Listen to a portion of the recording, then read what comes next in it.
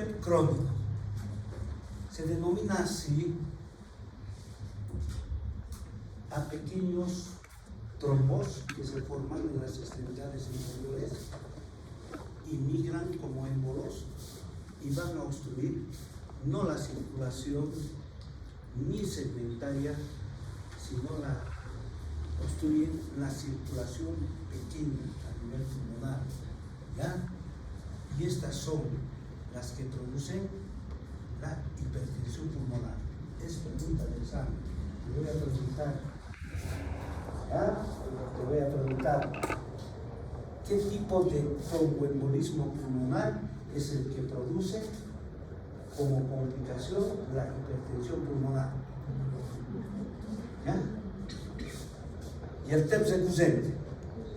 Este es un problema terrible, ¿ya? Porque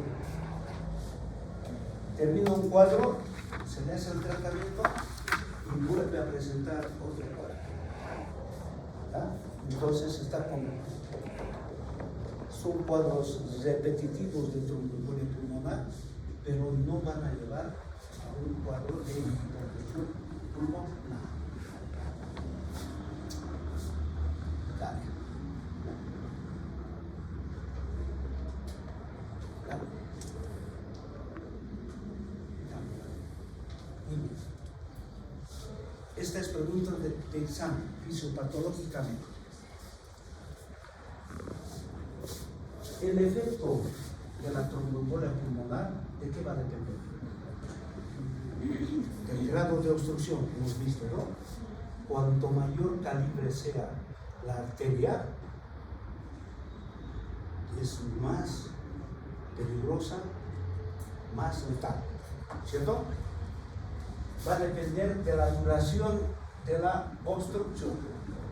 No es lo mismo que veas el cuadro, que diagnostiques el cuadro a las 2 horas, a las 12 horas, a 24 horas, que estés diagnosticando a la semana.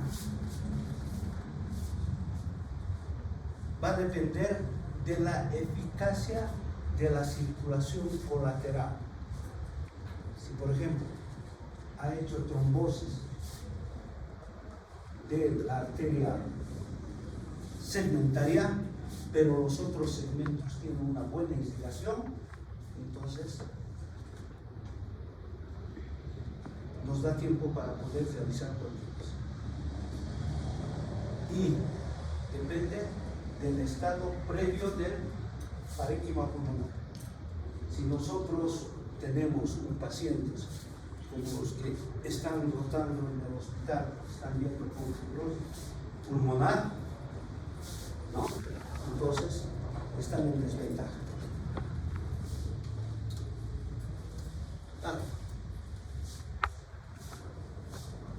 El trombo es el que estudia, émbolo es el que circula.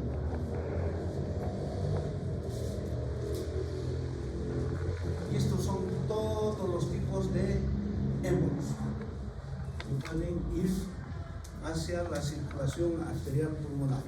Ya, dale. ¿Qué alteraciones respiratorias ustedes van a poder determinar en este paciente con tromboembolia pulmonar? Lo primero, que va a haber un aumento del espacio muerto alveolar respiratorio, que hemos visto, ¿no es verdad?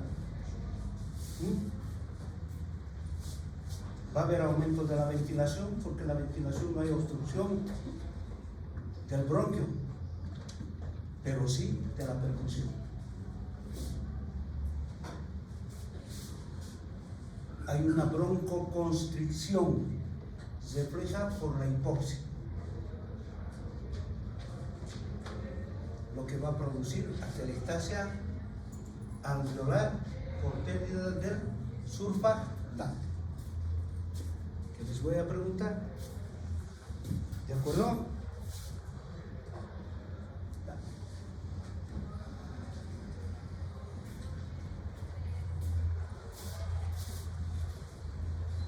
Va a existir una disminución de la expansibilidad o confianza pulmonar, o hiperventilación.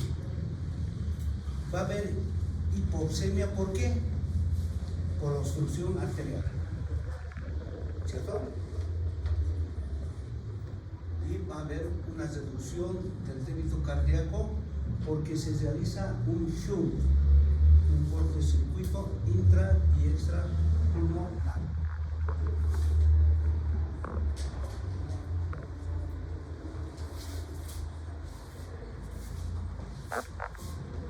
Las consecuencias hemodinámicas, la primera es la hipertensión pulmonar, que está producido ¿por cuál? ¿Por qué tipo de tromboembolia? Por el Crohn, ¿verdad? Cuando existe una tromboembolia pulmonar submasivo o masivo, pero no fulminante, va a producir el cor pulmonar agudo. ¿Ya? ¿Por qué será? Porque hemos visto el cor pulmonar crónico. ¿No es verdad? Como consecuencia de las patologías respiratorias crónicas. ¿No es verdad? ¿Cierto? Hemos visto. ¿Por qué se producirá el cor pulmonar agudo?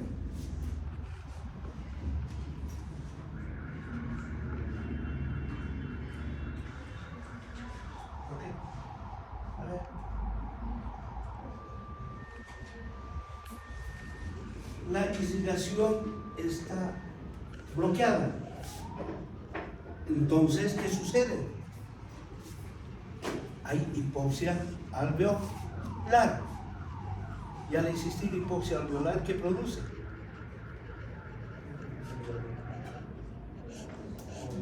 Broncoconstricción y vasoconstricción periférica. Y al existir esto, ¿qué sucede? Aumenta la presión de la arteria pulmonar en forma aguda. Y este aumento de la presión produce una insuficiencia cardíaca derecha aguda.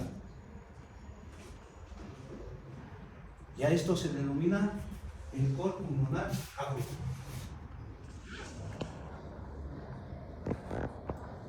Falla cardíaca derecha, caída del débito cardíaco, shock cardiogénico y por último viene el infarto pulmonar, que es la necrosis del parénquima pulmonar, y que si se absceda produce el absceso pulmonar post-infarto pulmonar. ¿No es verdad? Hemos llevado la anterior clase.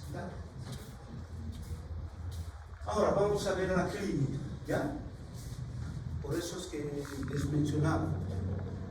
Disnea de aparición súbita. Estás sentado mucho tiempo, te levantas, caminas un poco, ¿cierto? Como si fuera un shock cardiogénico. Dolor torácico.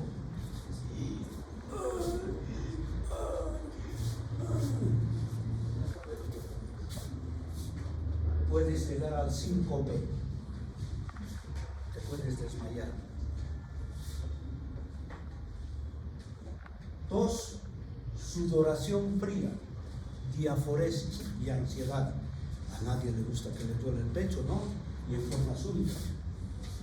En ocasiones, cuando hay una obstrucción masiva de la arteria pulmonar, podemos tener hemodisis, ¿cierto? Pero el dolor en la extremidad inferior puede presentarse días antes, ¿cierto? Como un dolor compresivo y de cansancio. No puedo levantar la extremidad, me canso mucho y me comienza a doler. Y después aparece el edema. la subfracción, ¿cierto? Dale. Aquí van a encontrar aumentos del segundo tono pulmonar que nunca he escuchado, ¿ya? Los signos de trombosis venosa profundo en la extremidad inferior, ¿no? Que se mostraron en la diapositiva. Dale. Disnea súbito, dolor torácico tipo anginoso súbito, palpitaciones, tos seca, ansiedad y diaforesis, que son los mismos síntomas que el paciente siente cuando tiene un infarto, cuando tiene una angina de pecho. ¿No es verdad? ¿Cierto?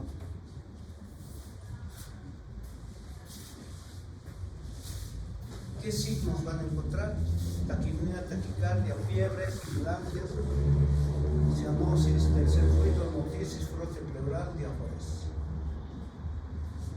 Que podemos encontrar en otro tipo de patologías. ¿Vale? El diagnóstico clínico. Primeramente la clínica, ¿cierto? Nosotros somos clínicos. Por lo tanto, nosotros tenemos que diagnosticar en forma clínica. Vamos a pedir la ayuda de radiografía, la gammagrafía. Aquí ya entra otro tipo de eventos de diagnóstico. La angiografía, la tomografía, ahora ya están haciendo la tomografía directamente, la angiografía tomográfica y el laboratorio. Vamos a ver. ¿Vale? En el electrocardiograma, bloqueo completo de rama derecha y el eje del QRS mayor a 90 grados, TEP masivo. En la radiografía de tórax, anoten por favor el signo de la joroba de Hampton, el signo de Westermarck. ¿Ya? La joroba de Hampton se presenta en un infarto pulmonar y el Westermarck en la oligoemia o hipovascularidad pulmonar. Y en el TEP masivo van a encontrar elevación del diafragma afectado, el lado afectado.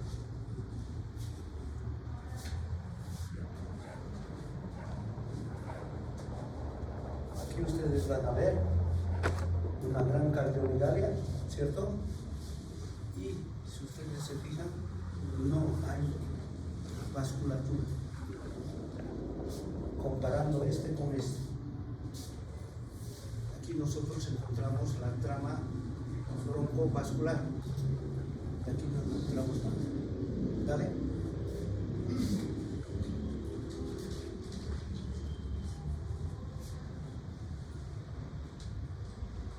Ahí está el stop, ¿cierto? Y aquí están las bronquiectasis que tenemos. La oligoemia. El signo de Westermarck. No hay indicación en el lugar donde se está produciendo el tromboembolismo pulmonar. Y aquí a esto se llama la joroba de Hampton, como si fuera una neumonía, un proceso neumónico. Ya está necrosado esta parte del pulmón. Gasométricamente, ¿qué vamos a encontrar? Lo primero, hipoxemia y hipocapnia. Hay una diferencia alveolo arterial de oxígeno muy alto, muy elevado. En la gammagrafía pulmonar, ventilación, perfusión, su especificidad es del 97%, no es el 100%. Que nos da el lugar donde se encuentra el trombo. Próximo, por favor. La ecocardiografía nos sirve para demostrarnos la hipertrofia o dilatación del ventrículo derecho y la hipertensión pulmonar grave, aguda. La resonancia magnética, fíjense, detecta trombos en arterias centrales, pero no en las periferias. En el laboratorio, el dímero D. Pero el dímero D no es específico. No es específico. Porque el dímero D puede estar elevado en procesos inflamatorios. Tropominas también pueden estar elevadas, ¿vale? La angiotomografía es muy buena. Detecta trombos subsegmentarios. Pero la que se lleva a la flor, y esto les voy a preguntar, es el que determina en el 100% de especificidad, es la angiografía pulmonar.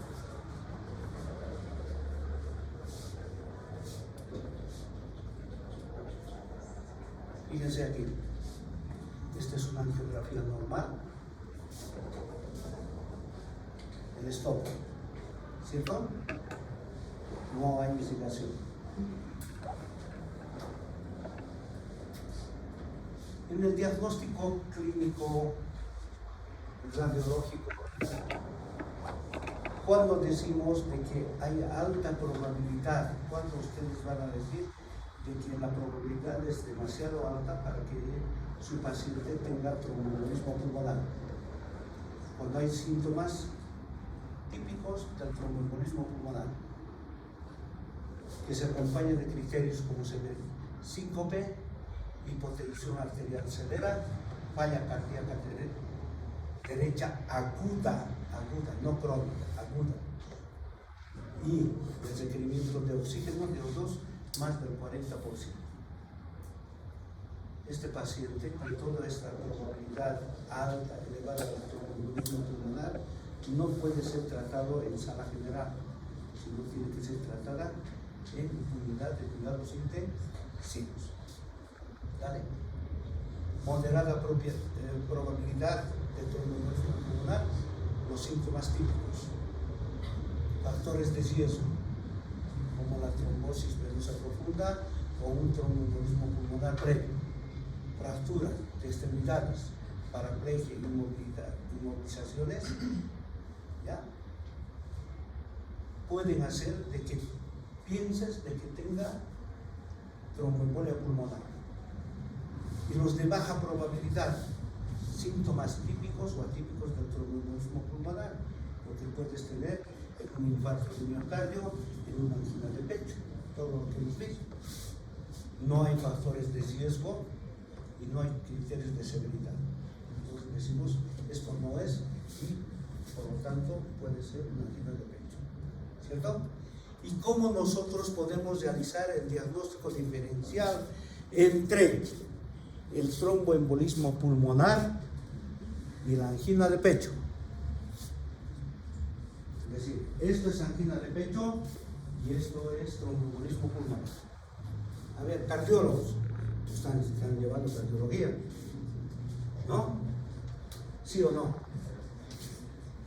¿Están llevando cardiólogos? ¿Sí? Entonces, ¿ah?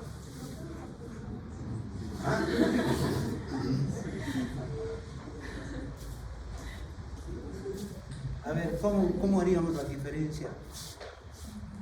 El diagnóstico diferencial entre la angina de pecho y el tromboembolismo pulmonar.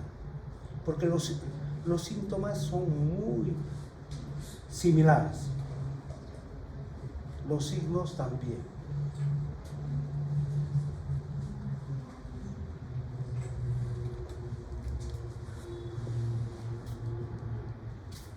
Vamos a dejar morir el paciente. La localización del dolor. El electro. Exacto. A la angina de pecho le colocas en reposo y pasa el dolor, ¿cierto? Y en el tromboembolismo pulmonar no pasa. En el infarto, colocas en reposo, persiste el dolor. En el tromboembolismo pulmonar, dejas en reposo, mejora, pero no pasa. Y otro, en el tromboembolismo pulmonar nunca existe la propagación del dolor hacia la extremidad izquierda, hacia la cara interna del brazo y antebrazo. ¿Ya?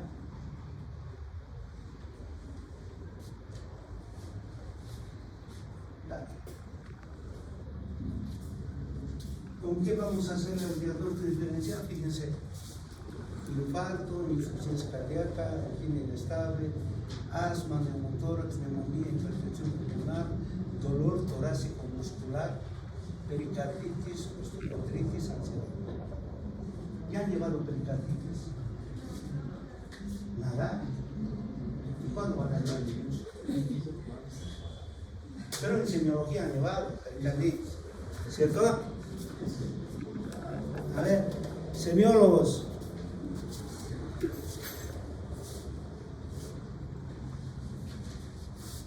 ¿Qué signo van a determinar en el desame pericárdico? ¿Qué signo?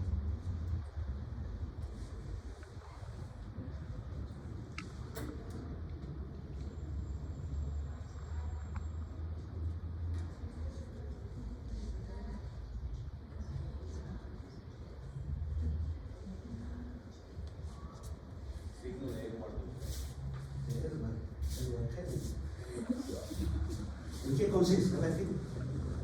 ¿En qué consiste? La matidez en la parte inferior de la columna.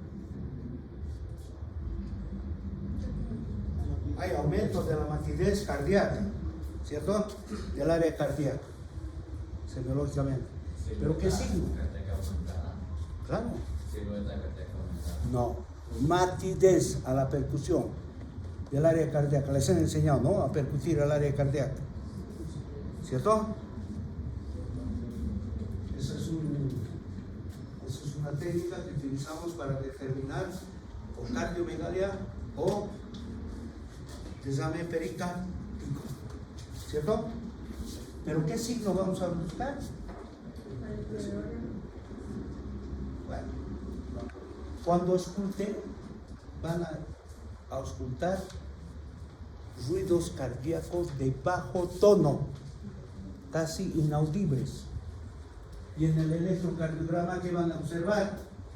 Y han llevado el electrocardiograma, ¿cierto? De eso han dado examen.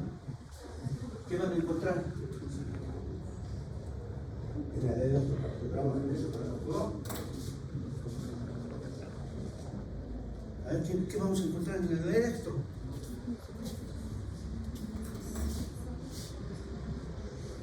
Trazados de bajo voltaje.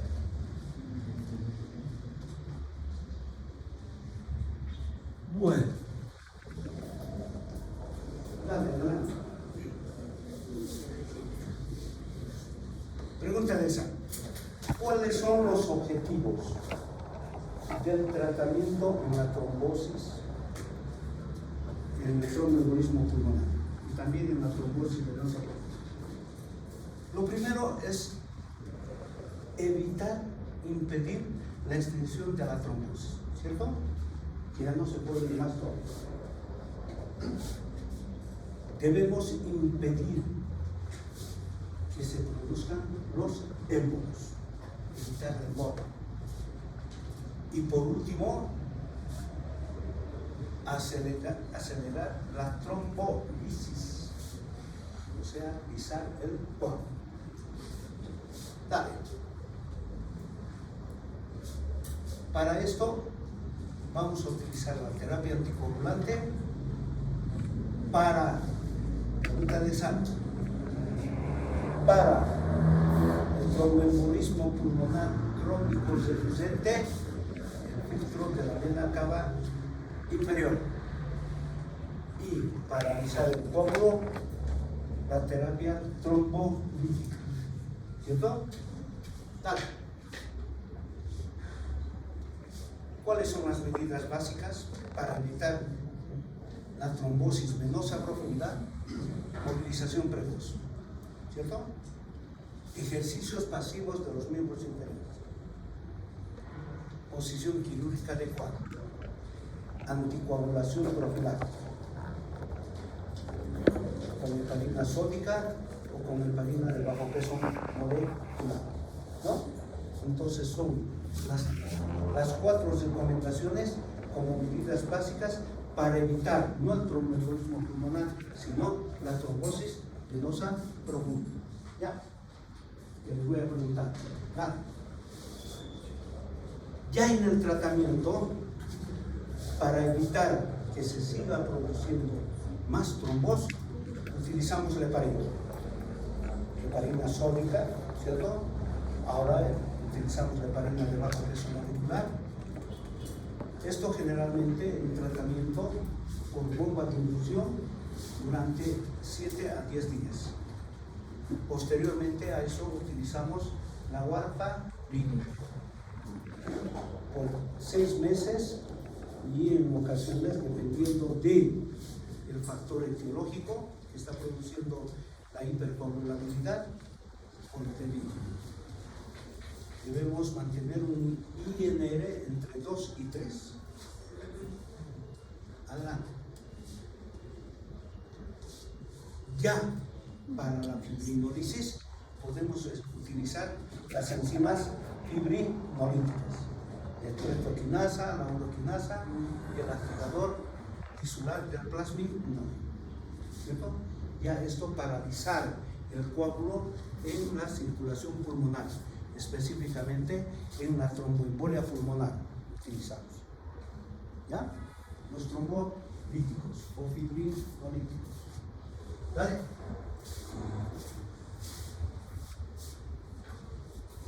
Cuando el resultado de la anticoagulación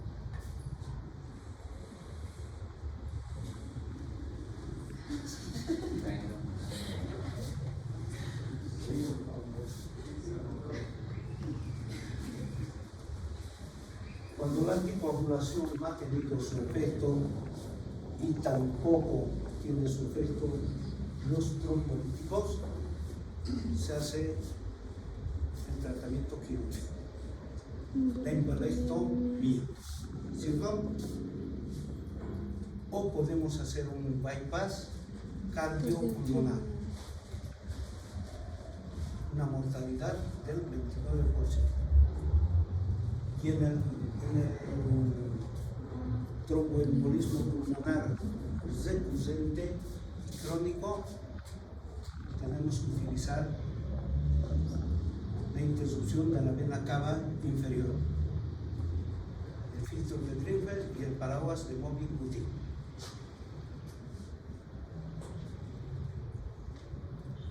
Muy bien, ¿alguna pregunta, jóvenes? ¿Está todo bien? ¿Seguro? ¿No me está mintiendo?